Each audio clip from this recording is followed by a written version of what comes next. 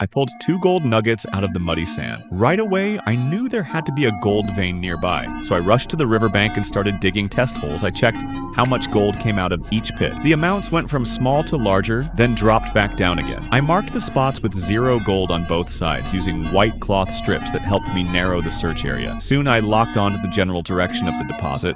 Then I moved uphill and kept digging. This method brought me closer and closer to the target. As the gold slowly increased, I looked back at all the small holes I had made. My instincts told me the gold was right under my feet. I lifted my pickaxe and started digging straight down toward it. As the main pit got deeper, my tool suddenly hit something solid. I picked it up. It was a big chunk of gold. I stuffed it into my pocket and kept digging. The pieces kept getting larger. Then I uncovered an even bigger rock. The moment I cracked it open, I froze. The entire stone was pure gold. I kept digging deeper. In just moments, a massive gold deposit appeared in front of me. The treasure I had dreamed about day and night was finally real. I laughed out loud. Then a dark shadow flashed past my eyes. My smile vanished instantly. I glanced at my pickaxe nearby and knew fighting back was pointless. A gunshot rang out and I dropped to the ground. A man hiding in the shadows had picked his moment and took me down as blood kept flowing from my wound. The man lowered his gun with shaking hands.